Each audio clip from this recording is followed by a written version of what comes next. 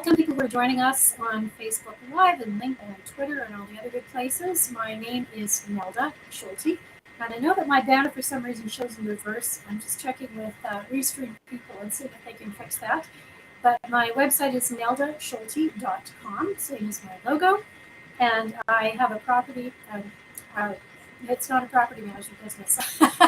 I used to have a property management business. I have an online business that helps landlords and property investors build a profitable do-it-yourself business with resources including courses, coaching, and many free resources. You can find me on www.neldaschulte.com.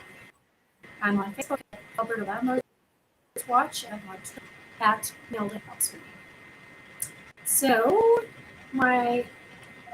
the reason I do this talk show is because when I bought my first property, I made a ton of mistakes. And I would like to help all new property investors, all new landlords, to bypass stepping into the landmines, the emotional and financial landmines that I stepped in. And just go past that and have a much easier time with things. So that's why I do this.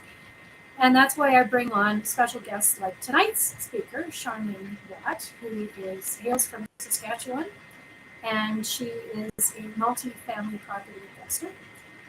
And she is the owner of 2 single-family homes and 3 multi-family apartment blocks for a total of 73 doors in Saskatchewan. Welcome, Sharmane.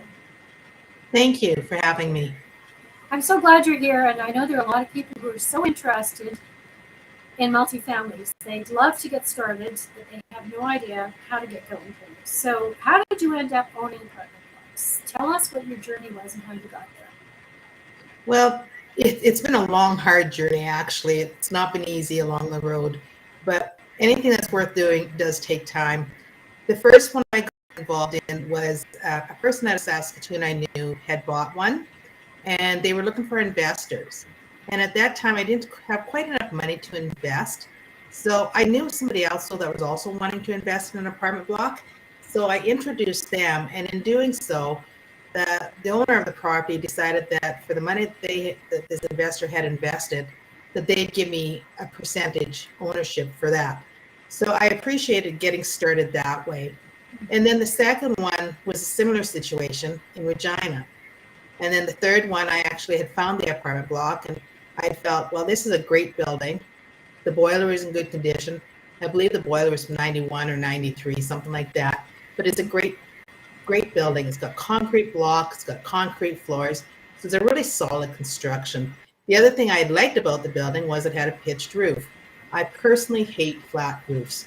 In Saskatchewan, it makes no sense. You know, a flat roof needs maintenance every 8 to 10 years. A pitched roof needs maintenance, when the shingles blow off in the wind. But other than that, the shingles will last anywhere between 15 to 30 years, depending on the weather. So I like it for that reason. So this building had a lot of things that I was interested in, and so I thought it was worthwhile. So then I found some investors to partner with me on the deal. Oh, that's great. Well, that's a big question because I think a lot of people are of the opinion that you have to have millions of dollars if you are going to buy a multifamily. And you didn't. So, kudos to you. Thank you.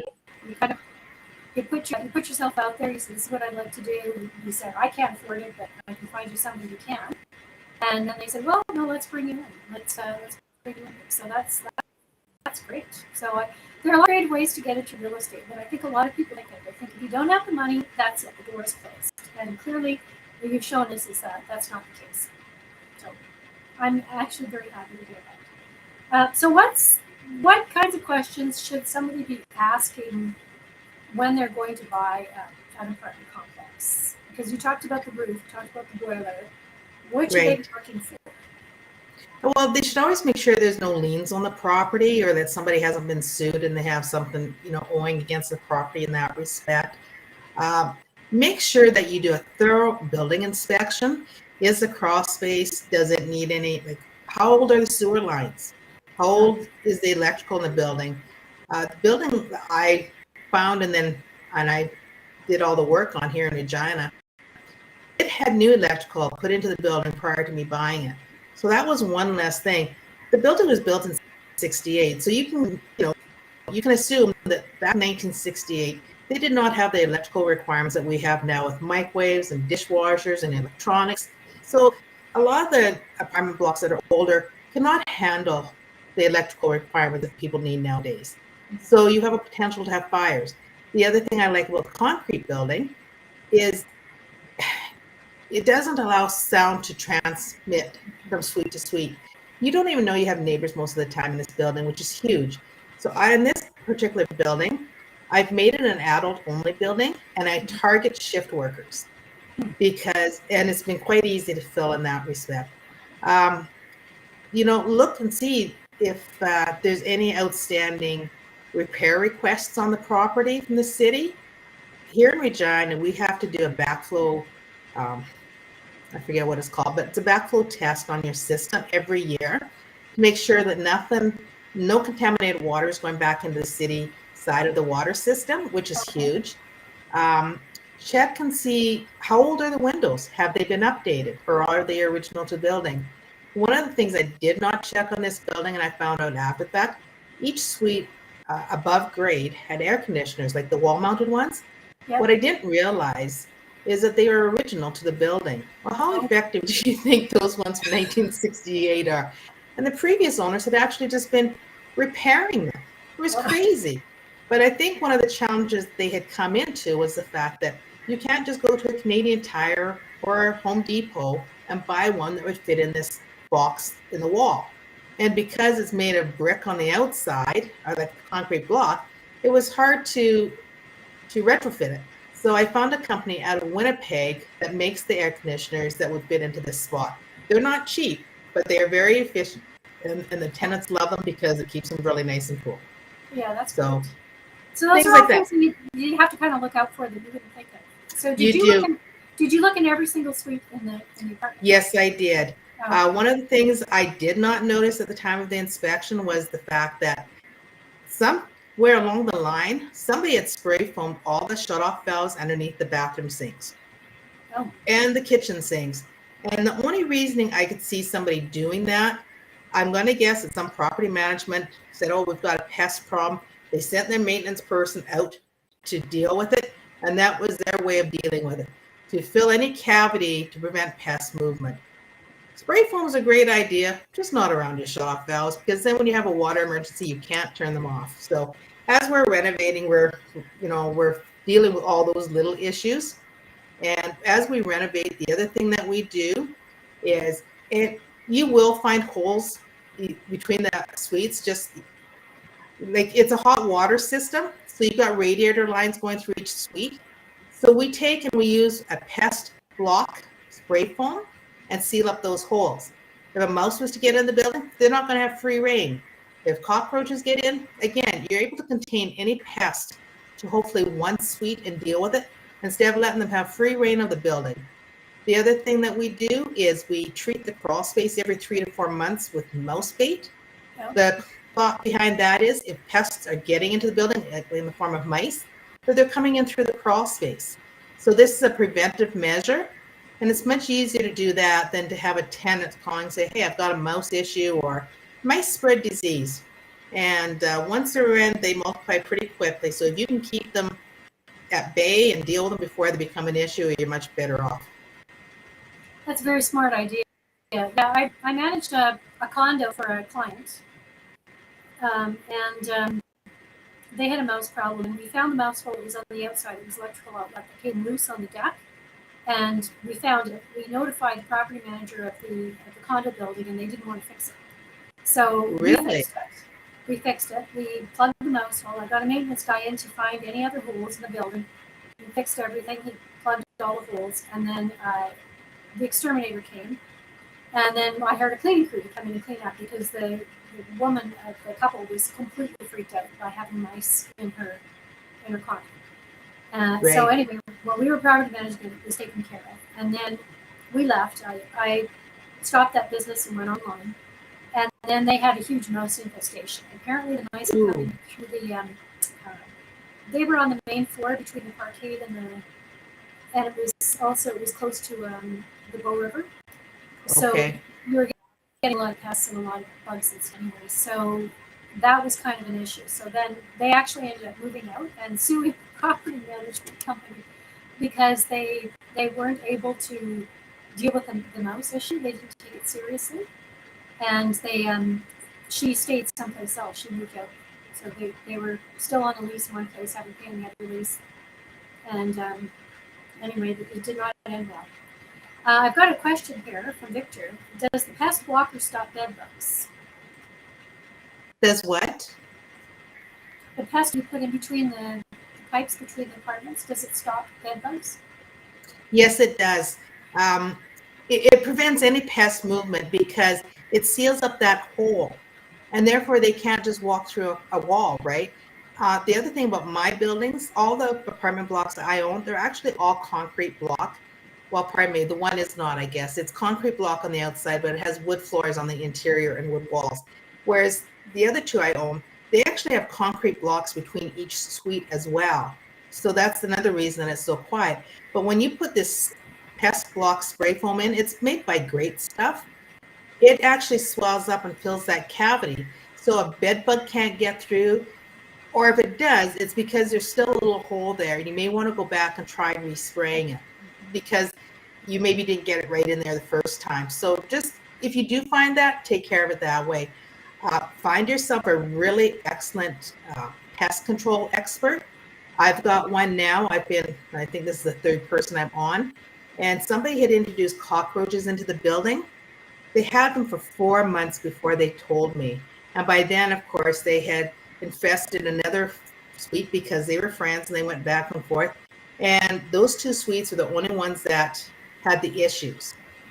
We did find a couple out in the hallways, but then we would treat the hallways and basically I kind of spray around all the doorways because that would keep them out of the other suites. And also have door sweeps on the entrance doors into each suite was another thing that really helps.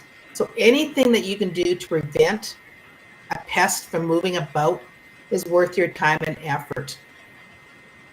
Yeah, and I've heard that the weather barrier strips that we were just talking about on the bottom of the door, they also help keep the smells inside as well. Yes. So if somebody's cooking fish or something, you can't.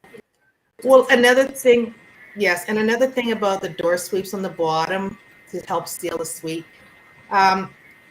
you have the fire doors in apartment blocks, and sometimes when you have the stairwell windows open, when somebody opens up that fire door to come into the hallway, then the doors inside the suite rattle or something else makes a noise and it will disturb somebody if they're sleeping.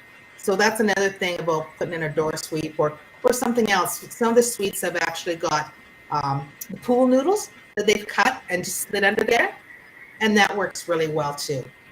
Yeah, great. That's great. Those are really good tips that I wouldn't think of passing on to somebody else, but I mean, they're excellent. So that brings me to, I've got two other questions I wanted to ask you around that. So what are your most difficult problems when you own a multifamily? Finding quality tenants is a challenge depending on some areas. I'm finding that we have a lot of new Canadians and a lot of people on social assistance. Their limit seems to be $800. I've also found that a lot of new Canadians, because they're from a country where they're used to living in crowded spaces, so they think nothing of putting 4, 5, 6 people into a one-bedroom suite. We don't allow that. There are reasons for that. One, the humidity factor alone will do damage to the property, and that's something they don't even consider because typically they come from a country where they live in, concrete block buildings or concrete buildings, so they don't have to worry about humidity. When we have drywall though, and it soaks up that humidity, then you have a mold issue and you have all these other things that go on with it. So we limit it to 2 people per bedroom. And there's actually a national code that will help you to enforce that. The other challenge I have is sometimes, because this building that I'm personally managing has a lot of shift workers, I have chosen not to have children in there because children, they're children. They make noises all the time. They're up throughout the night because they're sick or they're babies and they cry. People that are sleeping, if they're working shift work, they need their sleep. I have a lot of semi-drivers or, jobs that require them to be really alert and with it.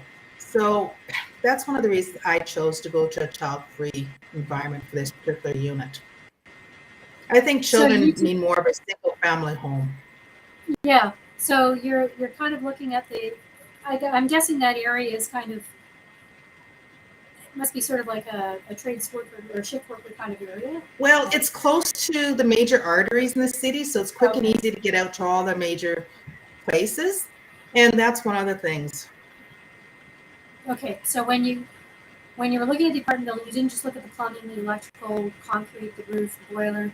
You also looked at who did it attract Yes, and what can I reach, yes, and then what do they need to be comfortable and stay put. yes. My goal is that provide a quality product and I'll find quality tenants.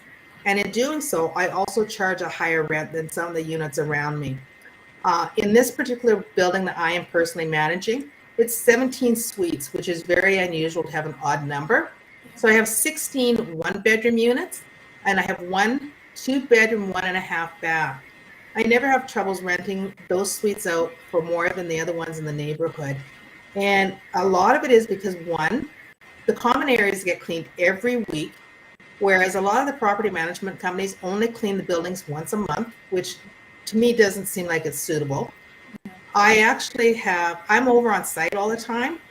So the tenants know me and they feel committed to me to a certain extent and me to them. If they call and say, hey, this is dripping like a tap is dripping, I've had the same maintenance person since the fall of 2016. He's not cheap, but when he comes in and does a repair and it's done properly, he is professional, he's clean, and the people, they like him. They all know him by name too. They cannot call him and ask him to repair something. Everything has to come through me because, of course, people would, complain, whatever. So that's the way that is dealt. And people are very happy because, once again, if you take care of your tenants, then they're not going to be moving. Yeah, yeah, great. So find good people, take good care of them, make sure you've got good quality tradespeople and maintenance men who are polite and respectful. That was always my mandate too. I had a team of people that would go out to our properties, but they were always people that I vetted and made sure they were very nice, they're polite, they're respectful. The tenants liked them. The tenants were comfortable with them. And yeah, I mean, you're going into somebody's home, so yeah. Mm-hmm. People want somebody they feel safe and comfortable with, and I want to know that they're safe and comfortable as well. So that was a big one. And then somebody who does good work, not necessarily the cheapest, but if they do good count on them, that's pretty important as well. So okay, those are good things. So I'm going to go back to finding quality tenants. So I do a lot of pre-screening up front. Usually I'll put an ad out on, that this is for rent. I'll put up as many pictures as I can. And sometimes the place isn't clean because somebody will move out right away, but I want to get it advertised. And I try to take the best picture so it doesn't show how dirty it is sometimes. And some of the units have not been renovated, so they still have carpets. The carpets do not get cleaned until somebody is ready to move in because people will come, they may have dirt on their feet or whatever. This way the carpet is cleaned just before they move in and it's ready to go. I make sure they understand that, it's a building where I expect you to be treating it as your own little community. Get to know your neighbors, treat it with respect, and education is huge. I screen them up front by asking how many adults, how many children, any pets, because again, I do allow pets, but there is a limit because I'm not going to take 6 dogs. Are you working? And if they're not working, I don't automatically say no to them. And then if they, answer all these questions appropriately, I'll then do a showing. And then if they fill out the application form and they've checked off that they have a criminal record, I have asked them to get a current criminal record check, and they do. I do not pay for it, they do. And then if everything they have disclosed on that application matches what they have said as to what shows up on their criminal record, I will consider them. And a good example of that is I had one young man. I guess the other thing I view it is you can be young and stupid. It shouldn't Yeah. follow you for the rest of your life, right? Agreed. So Yeah. I had one young man who had he decided he couldn't afford where he was living at, and he'd gotten behind his payments, which I had known, and he told me that. And he paid it off as soon as he could after he moved out. And his stepdad was his support system, and his stepdad actually paid his first 2 months of rent so he could get back on track. And he did have a criminal record, but everything he had disclosed on his application matched up what he had said on his application. So I was happy with that. I gave him the opportunity. He's been in there a year and a half. We've had no issues. He called me up last night and said that he's got a new job for another company and he'll be making more money. And he was happy, so I congratulated him. Um, Again, it's helping them to be successful in life as well. Again, sometimes people end up in situations that are no fault of their own, through a divorce or through medical circumstances, whatever. And a person shouldn't keep knocking them down. They have to be helped to get back up sometimes. And this is part of that. Yeah, but he was willing to jump through the hoops that you gave him as well. So I Yes. 100% agree with you on those things as well. I know people I used to teach. I taught at a few colleges. My background is adult education. So I remember some of the students that we had in one of the colleges I taught in. Some of the people that I would have never in a million years thought had a criminal record told me they had a criminal record because I would, of course, be sending them out for internships or interviews or whatever. I had to disclose, and I'd say, by the way, if you have any of these, please tell me because if you're going to hospitals or vulnerable communities or whatever. And I was stunned at some of the people who told me they had a criminal record. I mean, these were upstanding people, you know, doing everything they could to move forward in their lives, great students, respectful, polite, paid all the bills. And I thought, great. I thought that shouldn't follow it. And if they've been honest, then we should be able to give them a chance. And I feel the same way with people who've like with bankruptcies. Okay, if you have a history Yes. of not paying because you just don't feel like paying your bills, and there are a lot of people like that. I don't want you. But if you've had a death in the family, a child's been ill, you've been ill, you can't work, like you said, things go because you got divorced. That happens to a lot of people. And It does. Why should you keep knocking them down if they're making every effort to get back up again? I've brought in people who've been bankrupt a few times and have never regretted it. They've always been very good. So, I think the thing about giving them a second opportunity in life, I also monitor them a little bit closer because sometimes they may start to slide and they just need some more guidance. It's not a case of they're trying to be bad. They just need guidance. They've lost their way again. So if you can help them get back onto that path of doing the right things, it's huge. well, you're very kind. I don't know too many landlords who do that. That's but I think there's a lot of wisdom in talking to people and saying, "Look, on, talk to me about it. What can I do to help? What can you do to help people?" So There's a lot of people with mental health challenges, and it's unfortunate because they end up being homeless. And sometimes they end up being homeless because they don't feel, I won't say don't feel safe. They don't feel like they're understood or heard where they're living at. And I have one person in an apartment block I own. When I purchased the building, the person was working, they had a vehicle, they were driving. And then over the years, I don't know what happened. This person lost their job, they got fired, whatever. Their vehicle, of course, they couldn't afford to pay for it anymore, so it went by the wayside. This person pays their rent before the first of each and every month. And in fact, before Christmas, this person paid 4 months' rent in advance, which I've since found out is actually not allowed to be done in Saskatchewan. I didn't ask for it, so I don't think there'd be any harm there. But it's interesting. This person felt that their accommodations were so important that they needed to pay it ahead.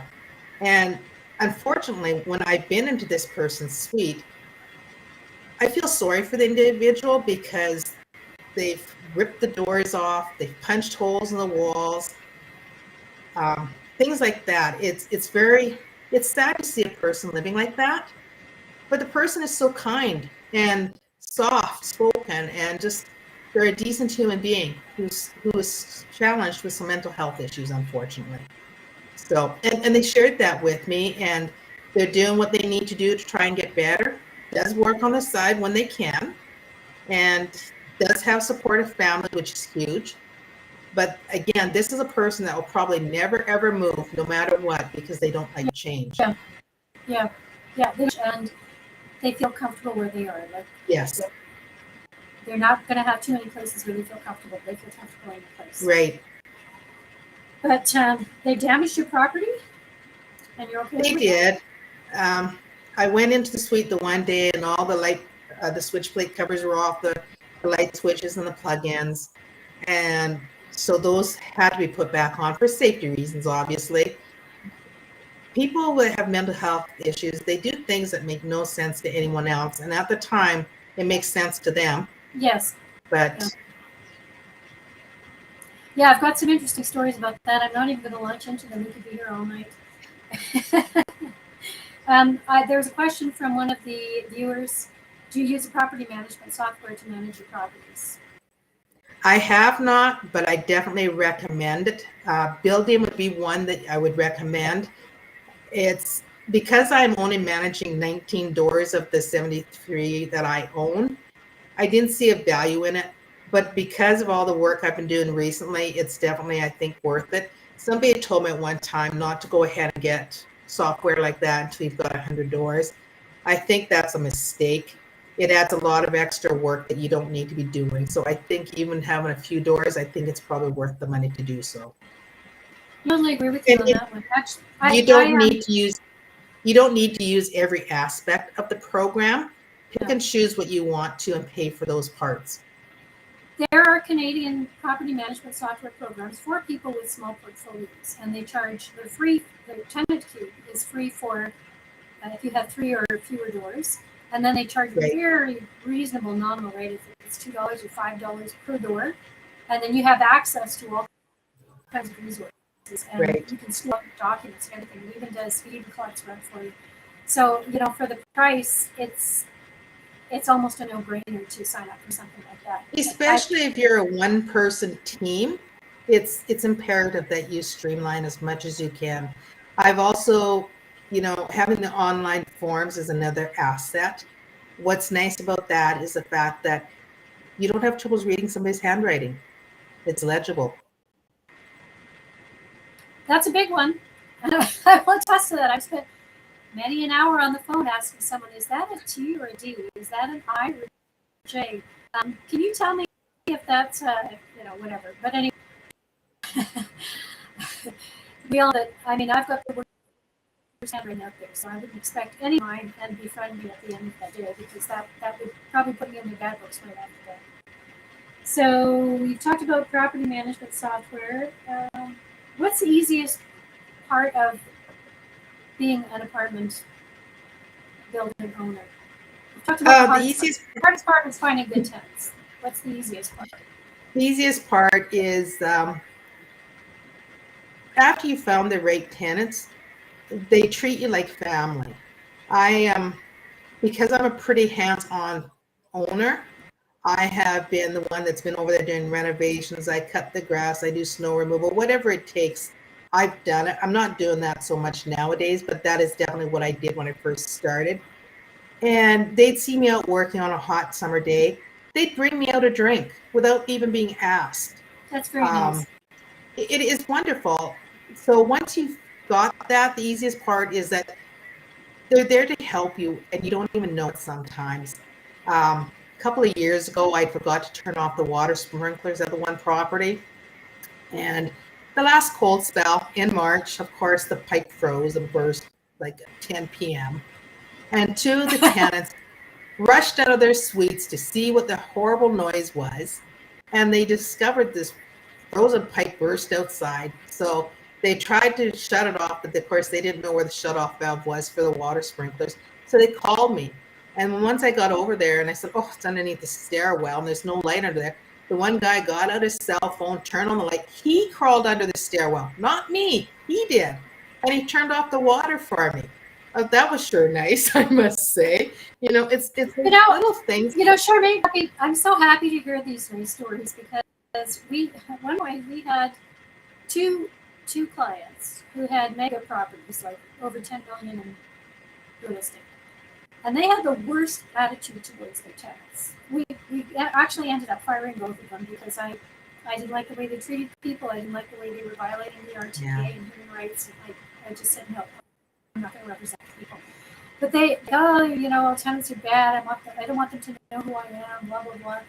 And I've had mostly good tenant experiences. If you vet them, if you really do a good job of screening, and you're on their side, you do good work. Like you said, you keep the property in good shape. When they call you and ask you about fixing things, you do it nicely. You say, thanks for telling me. I send them Christmas presents.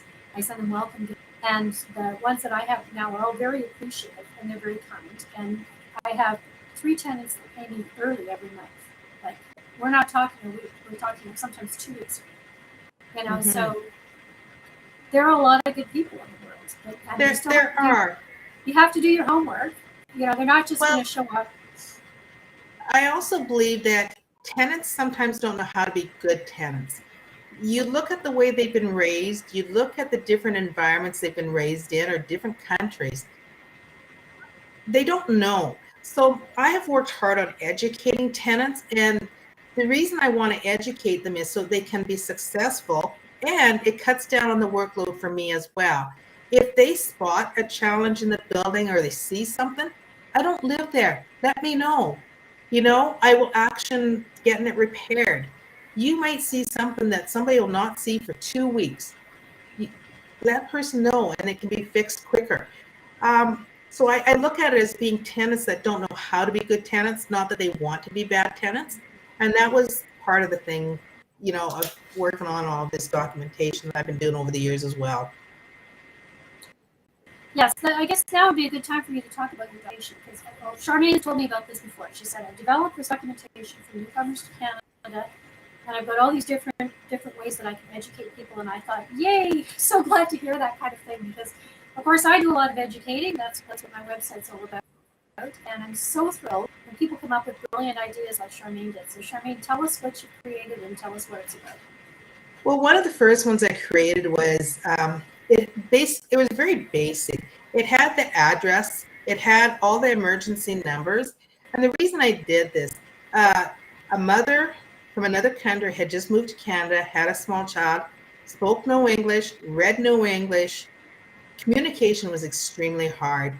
I was so concerned that this child might need medical attention, or they might have a fire or something along that line, and she wouldn't know what to do. She had a cell phone, and signs are, international. You know what a fire truck looks like. You know what, those first aid looks like, that type of thing. So the first document I made was with that.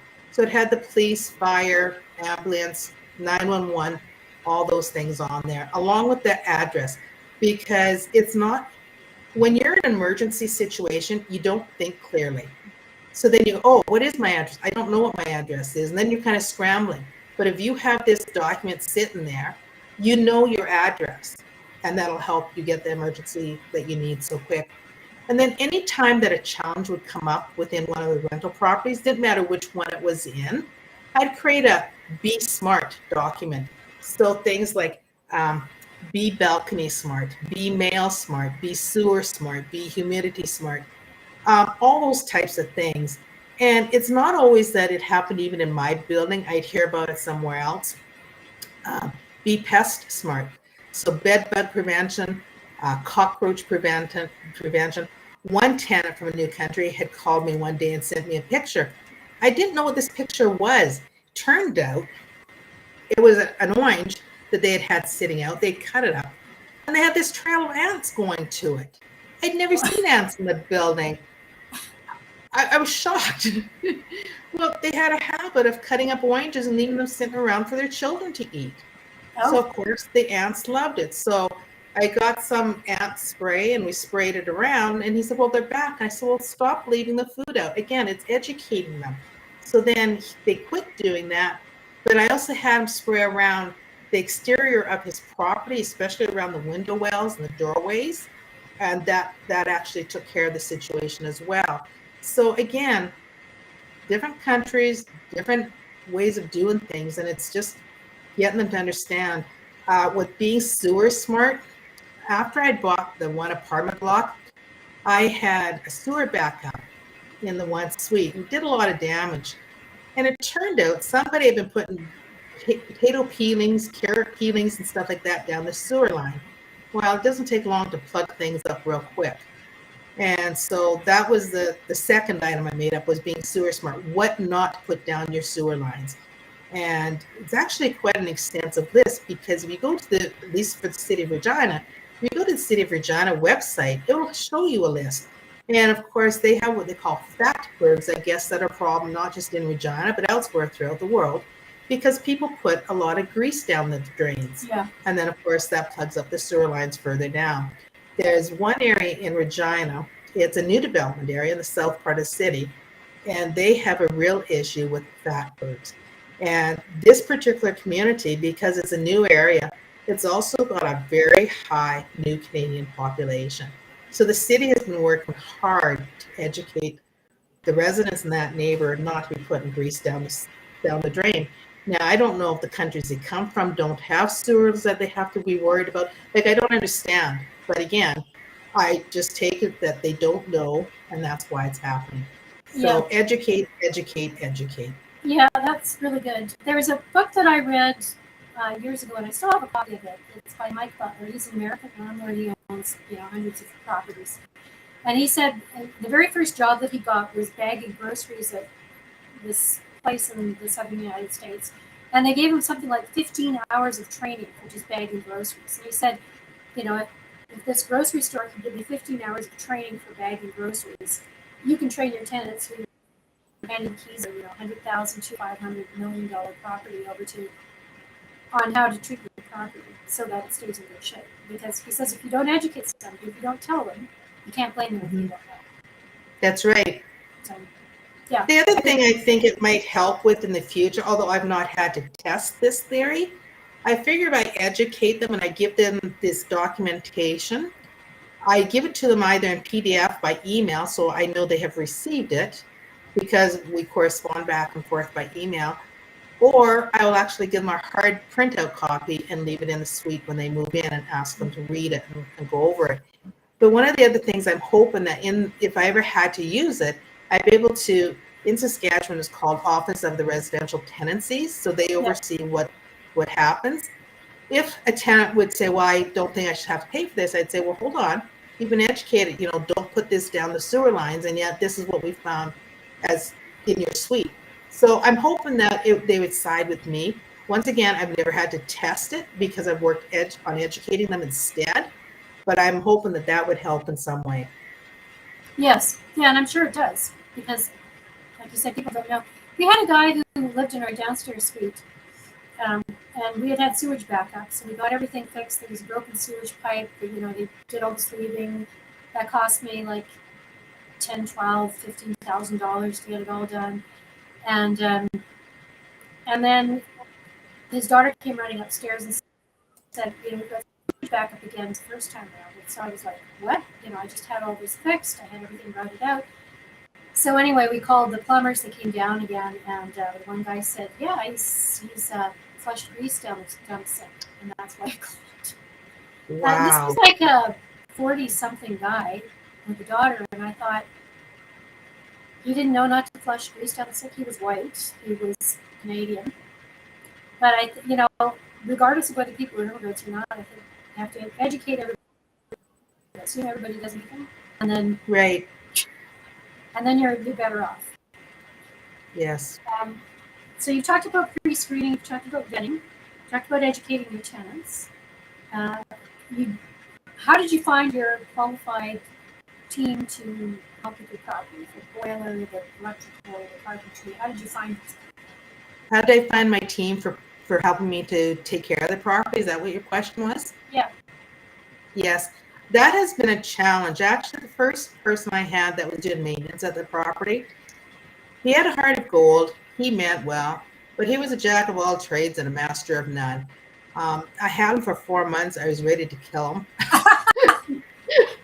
I can be pretty impatient some days, depending on what it is. And I was at a Costco one day, and a person I had met some time ago happened to be, he had just moved back from Calgary. He says, I'm back in Regina. He says, do you have any work for me? I said, well, what are you doing? Because he had been doing basements before that. And he said, well, I'm a little bit of everything, handyman, contractor, whatever you need. I said, actually, I could use your services. So I've had him since September of 2016. He has Wow. been responsible for all the renovations at the property. He has been there at 2 o'clock in the morning when a door got broken into the property to secure it. Wow. He's been there through thick and thin. He has saved me money. I've paid him well, don't get me wrong, but he has saved me money on some of the things too. I said, well, we should do this on one of the renovations. He said, you may want to reconsider that. And I said, why? And then he explains to me why my idea was maybe not the best idea, but he walks me through it. He doesn't treat me like an idiot. Well, you know how it is sometimes, right? I do. So I appreciate that, and he'll use it in my terms, not using some jargon that I don't understand. And I appreciate that. And then yes, I 99.9% of the time go with what he has recommended. He is the expert in that area, not me. So again, it is what it is. And the one day I went over there and I found that I could see light coming in at the top of the stairwell windows. And I said, I don't know why. I don't know if some caulking has fallen off or what. So he came over and took a look right away. The windows were falling out because the wood was so rotten. Oh, wow. And so that became an emergency repair that was done within 48 hours. Well, Wow. he took them out within 48 hours and the repair took a little bit longer. But then we didn't have them falling out and hitting somebody down below. So that was a huge relief. They're 3 stories tall, these windows. Wow. So. Wow. Well, so you found him in a grocery store. Yes, I did. I don't know. I mean, I found people on HomeStars. I have found people from Process Elimination. I like to go in and check ratings if they have them, but not always. And like my property in Fort McMurray, because it's such a trans community, and I had a lot of trouble finding. I had so many different tradespeople, and I really needed a really good handyman. And so I went on. I had a Facebook group that I was part of there. And I contacted the Facebook group and I said, could anybody recommend a handyman? Well, I got about 15 different names. I called every one of them. And Mo, my guy now, I'll be back in about 2 minutes after I called him, and he's been with me for a few years now. And same thing. He's exactly the same as your guy. He saved me a lot of money. And he does all my repairs. He does them really well. And I can trust him implicitly. Exactly. And he lives 5 minutes away. So sometimes he just drives by and with regards to some of the other people, the person that does all the carpet cleaning, I actually got his name from another property management company, a friend of mine that owns it, and that's who they've used for a long time. I've used a couple others, but I was not happy with their service or, their appearance, whatever it may have been. This guy actually owns his own business. He's been around for quite some time, and he has always accommodated me, even on short notice when I didn't think he'd be able to, and he has, so I appreciated that. Just talking to other landlords that I've gotten to know over the years, and we try to help each other out as private landlords. We, sharing contact names of a plumber. Like I had an emergency plumbing issue I had on Friday. So, but my guy was gone. So I was able to find someone that dealt with that. That was huge. I've struggled with finding someone to maintain the boiler in some ways. Part of it was my own fault because I didn't want to pay somebody what I thought they were going to be charging. And then I just didn't find somebody. And then finally somebody said, well, have you tried this other company, Momentum Plumbing and HVAC? And I said, no. So I called them up, and if you wouldn't know, I got to speak to the owner right away. And I told him, what I owned, what I need. He said, oh, we can handle that. And I said, how much is that going to cost? Because, I was saying it was going to cost me an arm and a leg, and it really wasn't that bad. So I was quite relieved by that. And they were able to come out. And again, professional, on time. They do what they say they're going to do. I had a pinhole leak, of course, on a long weekend, holiday long weekend. And they came out. That's when and it always happens. It does. They basically put this tape around it, but it's waterproof, and they just sealed it up for the weekend. And then they came back when I wasn't going to be charged overtime for it on holiday pay as well. Oh, great. It was huge.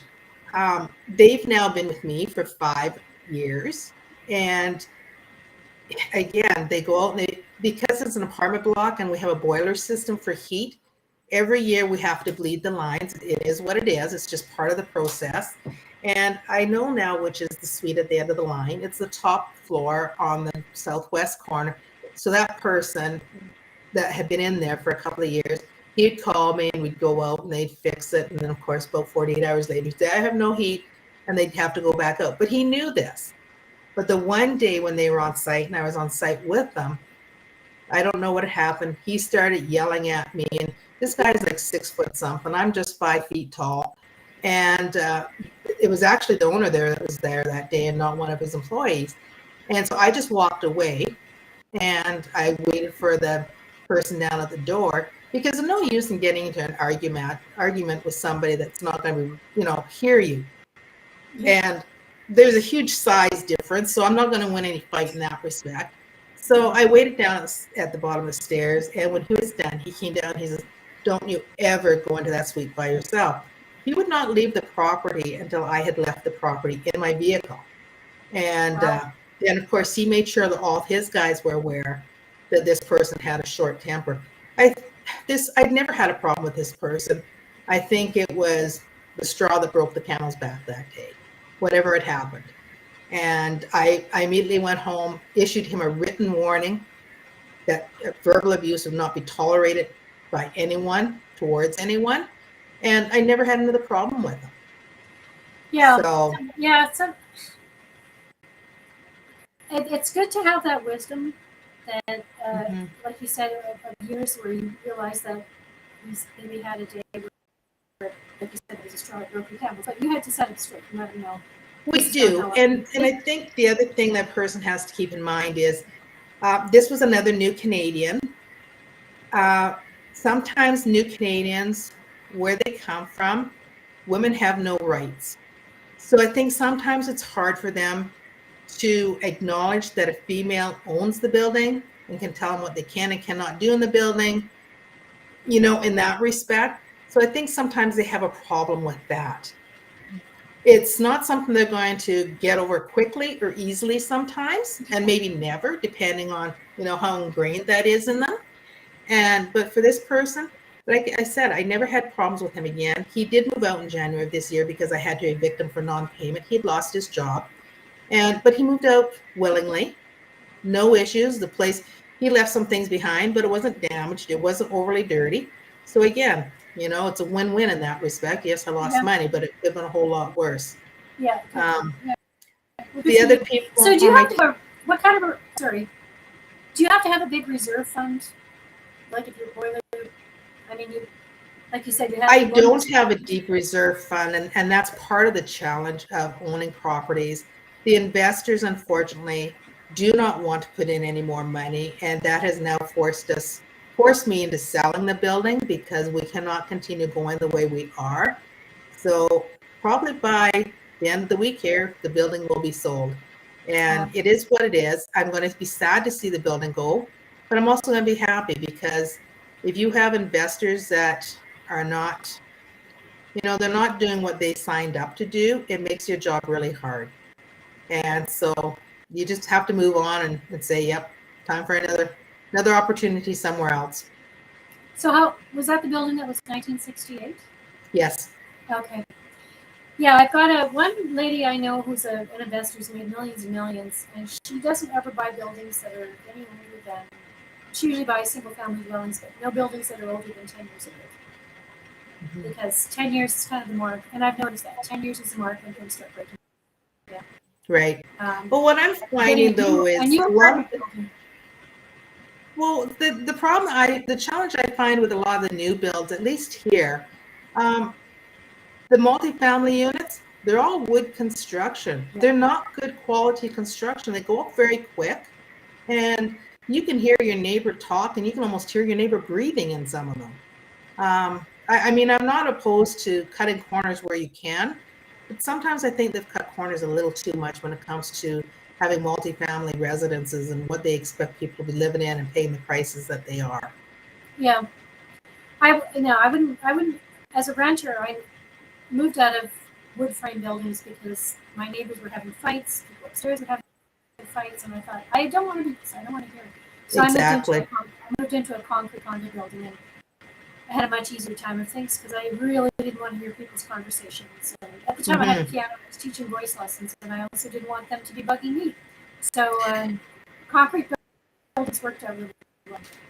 Yeah, that worked out great. So if you can own the building, I think that would be ideal. But even then, if you have a lot of repairs, then you're not going to be making a profit, though, are you? So how do you determine whether or not you can make a profit on the building that you bought? Whether to determine what?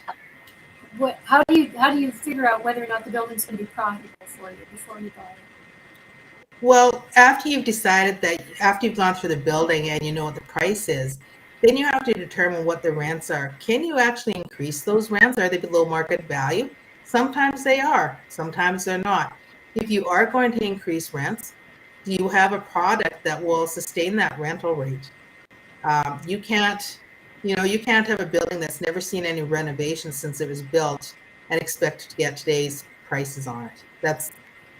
That's not realistic. People want things that are current. They want things that are not going to be breaking down, and they don't want something that's outdated.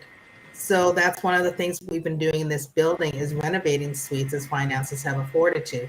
And when I say renovating, I mean some of the suites had carpet everywhere except for the kitchen and the bathroom. So hallways, bedrooms, living rooms, everywhere.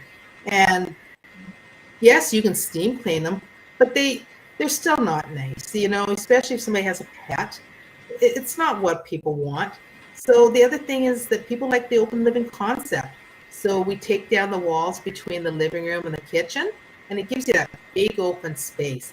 One of the bonuses, the windows had all been replaced prior to me buying the building as well. So what we do now is we actually, as we renovate, they're not brown suites anymore. They get a nice kind of a bluish gray color to them. They have vinyl plank flooring throughout, so we're easy maintenance. We've been replacing all the cabinets. Really, we just basically gut the suite. They get new kitchen cabinets and bathroom vanity. We take out the medicine cabinet and just put in a nice mounted wall-mounted mirror. LED lights throughout. We put in the cellular shades. And in the living room, the bedroom, we put in the light filtering room darkening one on the lower levels so that they can still have privacy if they have their blinds open. And on the second and third level or the higher levels, then we just put in the room darkening blinds on the bedrooms. Those are, even buying the no-name brand at Home Depot, they are costly, but tenants do appreciate it.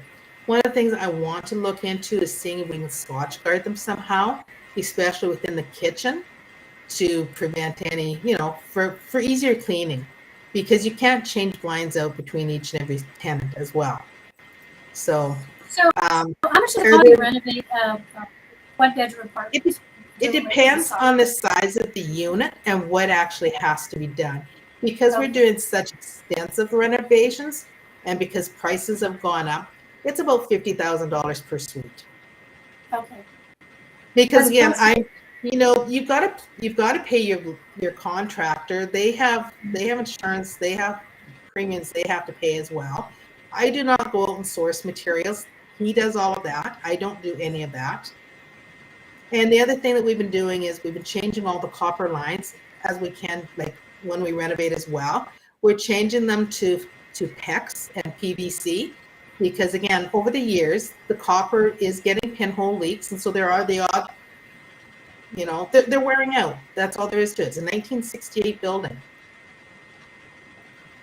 So yeah, as opposed to, I'm thinking, well, $50,000 per suite, but a house, if you buy a single-family dwelling and you're doing renovations, $50,000 is just a spit in the ocean. it is. You have Well, to it spend adds so value to much. the property, though. Again, the suites that used to rent for 700, I'm getting 1,000 for. And yes, it's going to take a little while to pay that off. But these tenants are not moving every 6 months or every year. They're in there for the long haul.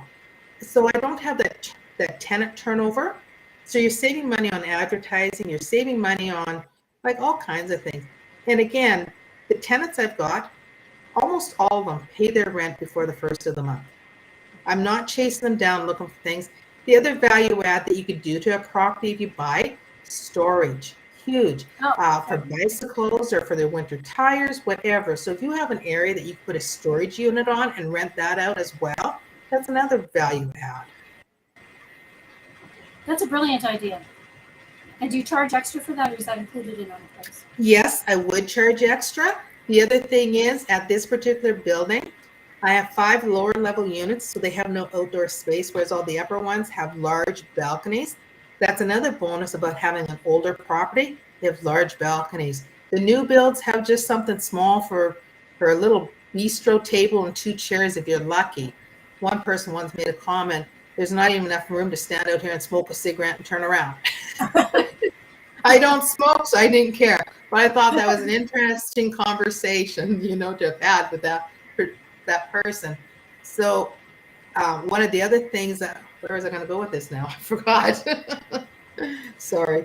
I was talking about Value renovations add. and costs, and you were telling me what renovations you were doing and how much it costs. And yeah, I kind of lost my train. The outdoor space. So what I've been thinking about doing for the lower levels, there's actually a lot of space around the building. Now they would have to exit the building for 3 of them, but they would have space right outside their own windows that they could have their own. I wouldn't call it I'd call it a patio, which would be twice the size as the balconies above. But that would give them their outdoor space to go ahead and have a barbecue or patio chairs or plants, whatever they wanted. I have not done that yet. The other challenge is it's a very windy corner. That corner, the wind, I don't know, it's horrible. So I'd have to put in some sort of a fence that would also keep, they would give them their privacy as such. But in so doing, then I don't want to block their view from their window. So I have to come up with a solution to that.